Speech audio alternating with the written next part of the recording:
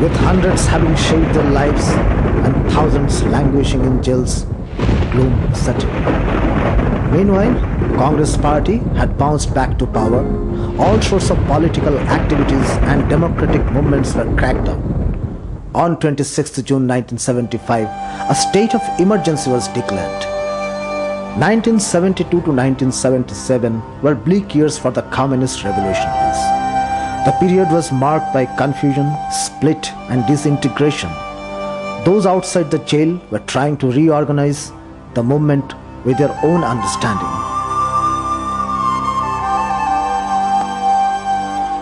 In 1977 general elections, Congress was routed all over India.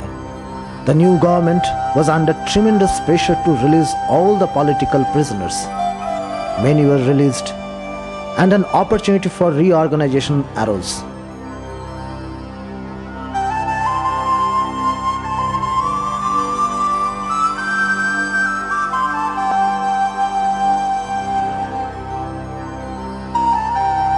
Now began a period of introspection and reorganization.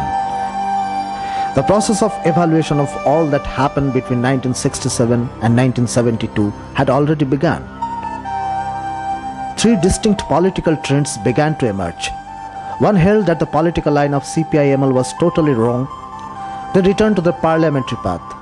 The second represented the view that the path was totally correct. They dogmatically adhered to the old political line. The third trend said that though basic political formulation of CPI-ML were correct, some serious mistakes had been committed. A self-critical review was prepared in 1974 identifying these mistakes. Andhra Pradesh State Committee began reorganizing the party based on this review. Later in 1980, the CPI-ML People's War and the CPI-ML Party Unity reached to a common understanding on self-critical review. What were the mistakes? There was a concept of quick victory both nationally and internationally. Annihilation was made the only form of struggle. Building mass movement and mass organization were branded as revisionism. Building the party organizations was totally neglected. Learning from the mistakes of Naxalbari, a new beginning was made in late 70s. Some parties of the third trend emerged stronger during the 1980s after building a significant mass base and engaging in armed struggle. The most prominent were CPI-ML People's War, CPI-ML Party Unity and the MCC.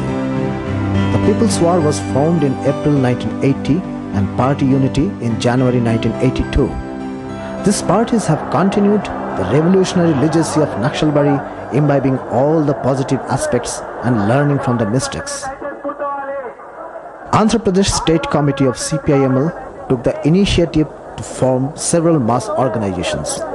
By 1974, Revolutionary Writers Association, DIRISM, Radical Students Union, Radical Youth League, Jananatya Mandali were formed.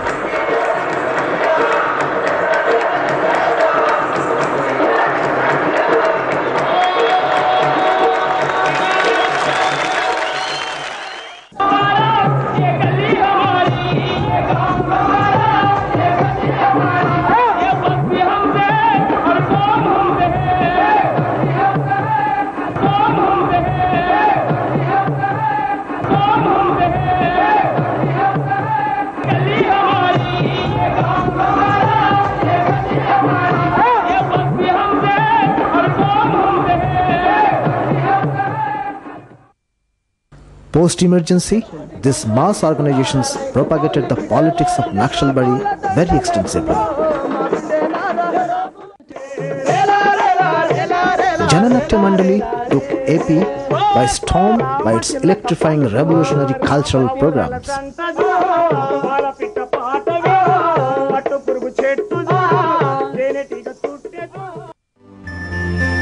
In 1978, the first go-to-village campaign was organized with the students and youths for propagation of revolutionary politics among poor and landless peasants. The peasant struggle of Jagityal in Telangana region rose like a wave. The historic Jagityal Victory March set the stage for the upsurge of intense anti-feudal struggles in Karimnagar and Adilabad. By 1980, developing Karimnagar, Adilabad, Warangal and Khammam into a guerrilla zone and lay foundation for base areas come as an immediate task before the party. So armed squads were formed in the forest areas of this district. To build a rear area to this guerrilla zone, armed squads were sent into Dandakaranya, the vast central Indian forest tract in the bordering district of Andhra Pradesh, Madhya Pradesh, Maharashtra, Chhattisgarh and Odisha states.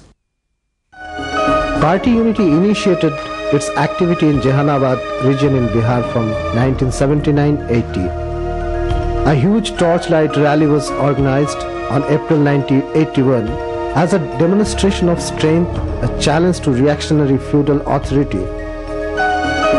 As a backlash, villagers were charged with false cases at the behest of landlords.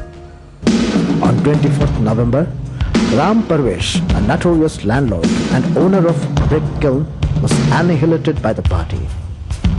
The movement in Jehanabad region got the momentum. Laced with hills and forests and being one of the most backward districts of then Bihar, Palamu was strategically an ideal place. Naturally, party chose to build movement there. Comrade Krishna Singh soon emerged as the most popular leader of the masses. Terrorized by the growing anti-feudal movement, landlords murdered him and dreamed of finishing the movement. Palamu lost its beloved leader, but not its inspiration. A mass upsurge followed. Demanding punishment of the killers of Krishna Singh, thousands of villagers marched to Daltonganj, defying the police threat. In the next few years, mass struggles on issues of fair wages for agricultural labor, for abolition of bondage and feudal oppression spread like a wildfire. Since then, there was no looking back. The armed guerrilla squads of People's War spread the message of revolution to the Gonds, the tribal masses of Dandakaranya. Being one of the most backward regions of the country, the compradors, moneylenders, forest officials, tribal heads had a free hand to exploit the local tribal people. Oppressed for centuries, deceived and trampled, but with glorious traditions of revolts, these Adivasi people woke to the beats of Turum, the traditional drum. Struggles erupted against the cruel exploiters of tribal and non-tribal people. In Andhra Pradesh, the first conference of Girijan Raitu Kuli Sangham Adivasi Mazdoor Kishan Sangathan was scheduled to be held at Indravelli in Adilabad district on 20th April 1981. The government chose to nip the movement in the bud. 13 people were killed when police fired indiscriminately on a rally near the conference venue. But this repression further begots revolts. 10-to-live struggle spread like a forest fire. Tribal peasantry moved on a large scale to occupy thousands of acres of government and forest land. Struggles arose for higher wages against usury, for remunerative prices, for forest produce and many other issues. In the process of developing movement during 1980-84, tribal peasants and workers' organizations emerged as leading organizations. In both Andhra Pradesh and Dandakaranya, along with armed struggle, mass organizations and mass movements proved to be indispensable in unleashing the initiative of the people. The experience of party unity in Bihar also proved the same. By 1986, Mazdoor Kisan Sangram Samiti or MKSS became a force to reckon with. The party